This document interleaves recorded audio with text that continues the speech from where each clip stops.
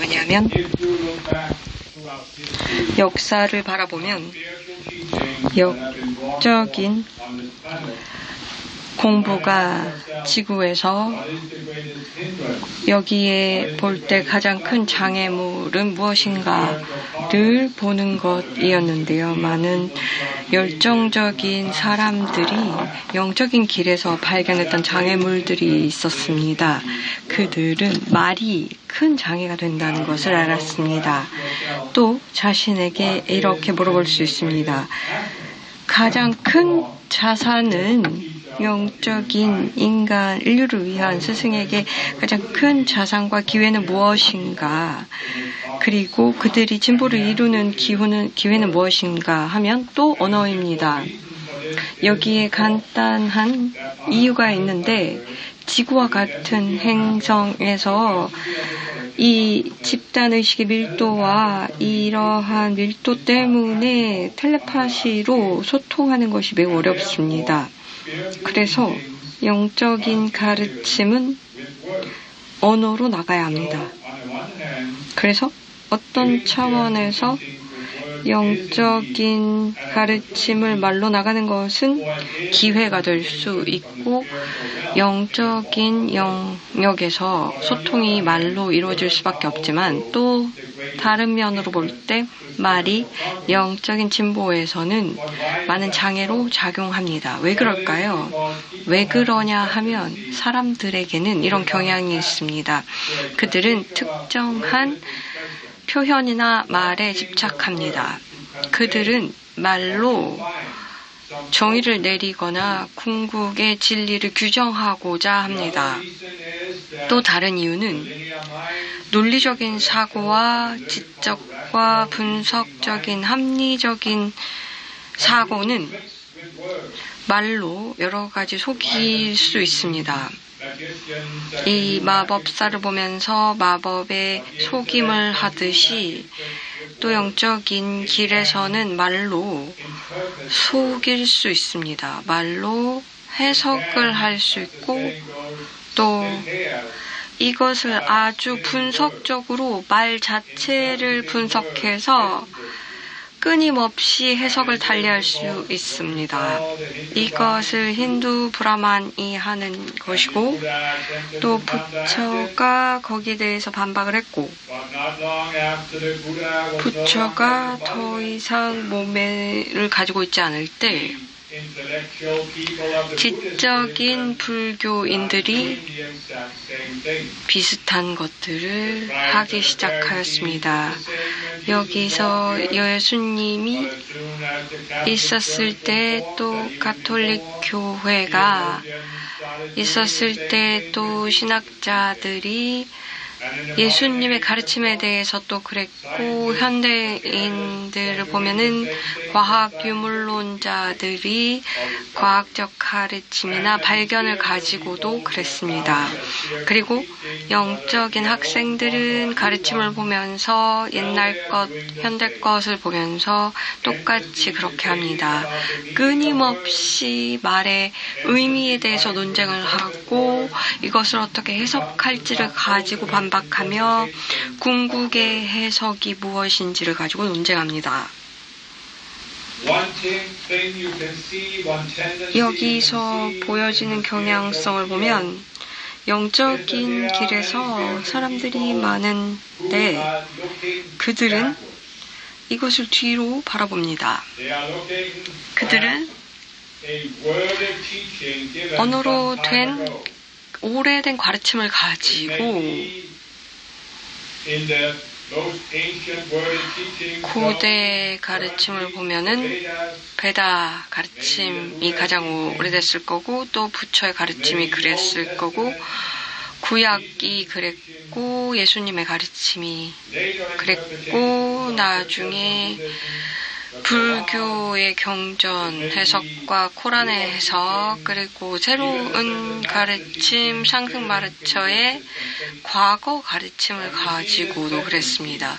이 경향성을 보면은 사람들은 과거로 돌아가면서 이것을 보고 그 당시에 베다 리시들이 몸을 받았을 때 이것은 조금 순수의 시대였기 때문에 그 리시가 받았던 비전은 가장 높은 비전이었을 수 있다라고 여기거나 모하메드의 시기는 특별한 시기였다.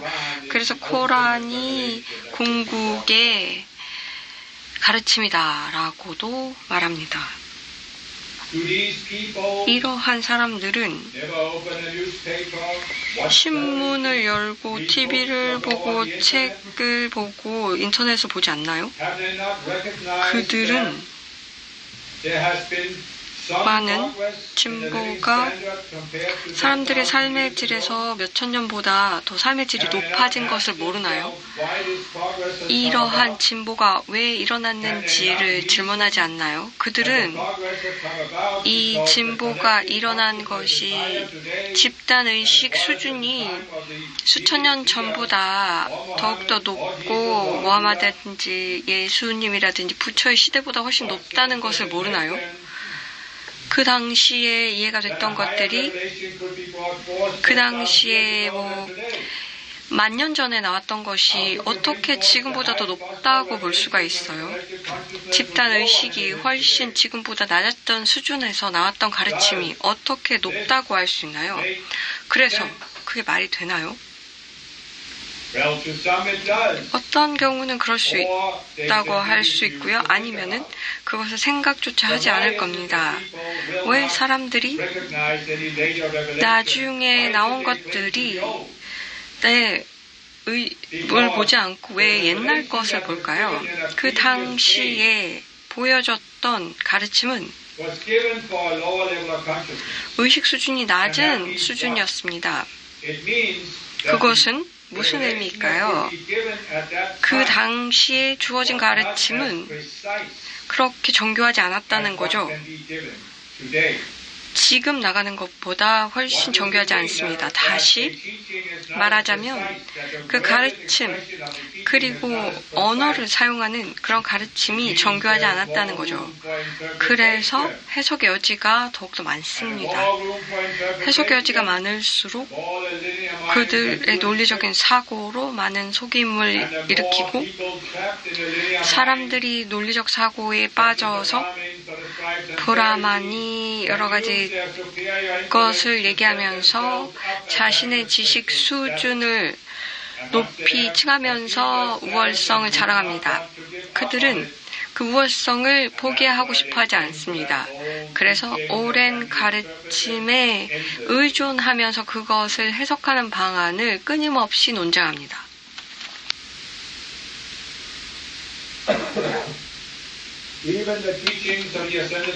상승 마스터의 가르침도 과거 몇백 년 전에 나왔던 것들을 보면은 그리고 과거 가르침을 보면 지금 훨씬 많이 진보했습니다. 그 당시를 보면 이만큼 직접적이지 않고 정교하지 않습니다. 누군가는 이렇게 말하죠. 과거의 가르침이 훨씬 더 고양된 언어였다. 현재의 가르침은 매우 간단하고 언어는 매우 제한적이고 또 그럴 수 있다라고 봅니다. 그 당시에는 훨씬 더 해석의 여지가 많았겠죠. 지금 하고 있는 것은 가능한 진보적인 오메가 측면에서 가르침을 주면서 훨씬 더 평이하게 내리면서 많은 사람들이 이해할 수 있도록 합니다. 높은 수준의 의식 수준도 이 하는 말에 대해서도 해석이 다를 수가 없게끔 나옵니다. 물론 말로 내리는 가르침은 항상 해석이 될 겁니다. 사람들은 그들의 의식 수준에 따라서 해석하기 때문이죠. 그래서 특정한 의식 수준을 위해서 가르침이 내려가지만 어떠한 사람들은 48에서 96 아니면 그거보다 더 아래에 있는 분들은 자기 수준에 따라서 그들의 관점의 필터에 따라서 그 가르침을 해석합니다. 이것은 어쩔 수 없습니다. 우리가 그냥 상승 마스터로서는 할 수 있는 만큼 하면서 모든 가르침을 가능한 한 정교하고 공평하게 내릴 수 있도록 합니다. 이렇다고 해서 지금 내리는 가르침이 궁극의 가르침이라고 할 수 없고 미래에는 더욱더 정교하게 의식 수준의 집단 의식 수준이 높아지면 내려갈 수 있는데 지금 말씀드린 것은 과거를 바라보는 것은 그렇게 생산적이지 않다입니다. 특히나 이런 전환기에 자리가 바뀌는 그래서 영적인 사이클이 바뀌면서 물고기 자리에서 물병 자리로 가는 시기에는 특히 다 그렇습니다. 그래서 그 당시 그 사이클에 맞는 가르침이 예전에 내려갔고 이제는 물병 자리 시대에 맞는 가르침이 내려갑니다. 물론 이 가르침이 내려가면서 일반적인 것만은 아닙니다. 이것은 연결, IM 현존과 높은 자아와의 연결에 관련해서 내려갑니다. 마이트레야는 매우 정교한 가르침을 내렸습니다. 저는 여기서 조금 추가하고 싶은데 내 관점을 좀 알려드리고 싶습니다. 마이트레야는 이렇게 설명했죠. 언젠가는 가지고 있는 이미지를 생각해 볼 때가 온다. IM 현존이라는 그래서 하위 수준에서 만들었던 IM 현존에 대한 이미지를 다시 정비해야 한다. 안 그러면 IM 현존이 숨을 것이다. 그리고 더 이상 질문이나 이러한 것에 지침이 나오지 않는 느낌이 들 수도 있습니다. 이 과정에서 고려해야 할 점은 많은 사람들이 IM 현존에 대해서 처음에 이 개념을 듣습니다. 그리고 그들은 그들의 종교 전통이라든지 그들이 갖고 있는 영적인 공부에서 IM 현존에 대해서 기도를 하면서 질문도 던지게 됩니다. 그런데 어떻게 요청하고 어떻게 기도하고 어떻게 질문할까요? 언어로 하지 않아요? 그렇지 않아요? 그래서 가능한 것은 영적 길에서는 어떠한 말로 IM 현존으로부터 답을 듣기도 합니다.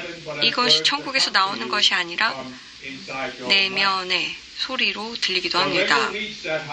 그런데 높은 수준에 도달하면 그래서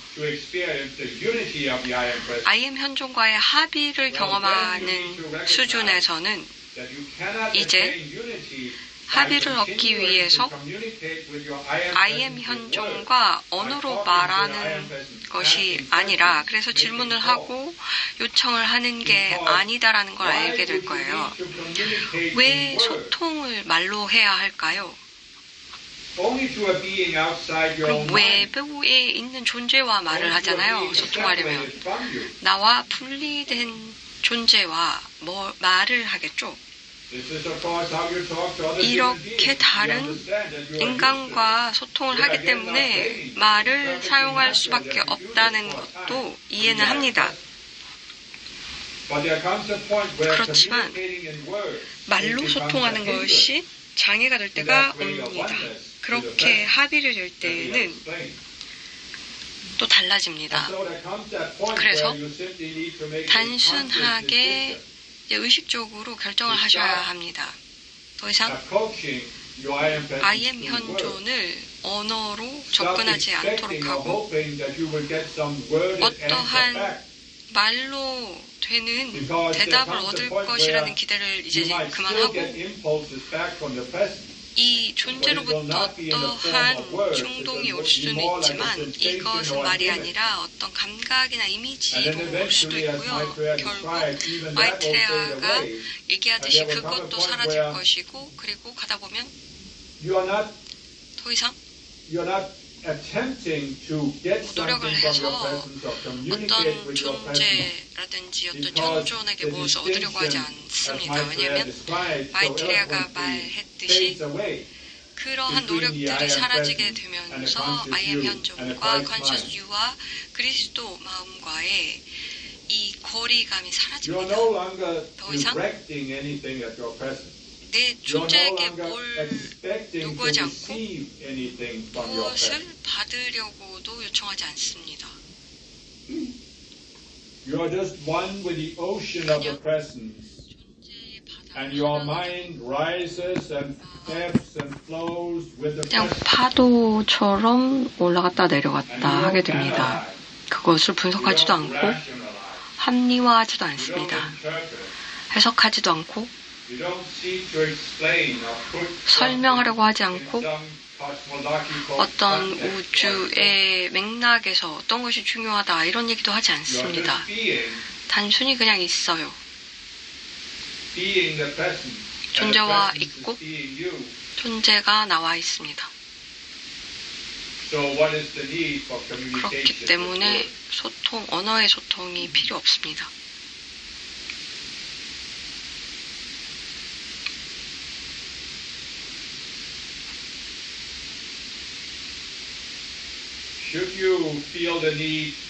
그러면 그것을 달성하도록 도움이 필요하다면 이제 도움을 드리겠습니다. 제 만트라를 드릴게요.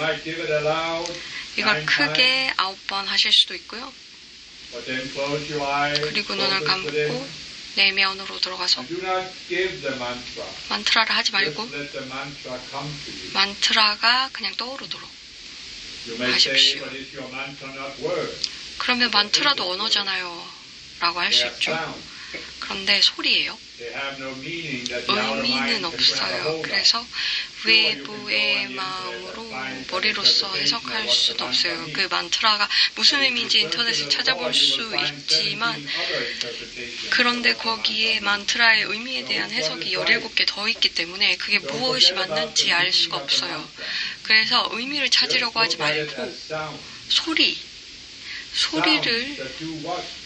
소리를 보세요. 소리가 무엇을 할까요? 소리로 외부의 마음을 고요하게 해요. 그렇게 되면 내 존재를 경험하고 당신의 존재를 경험합니다. 이것을 할 수 있게끔 도와드릴 거예요. 그리고 그 만트라를 하시는 분을 그래서 이게 필요하다고 여기시는 분들을 그걸 하면 도와드릴 자신의 어떤 초안이라든지 마스터와의 연결을 되찾아라는 게 아니라 또 다른 툴로 제공하기로 한 것입니다.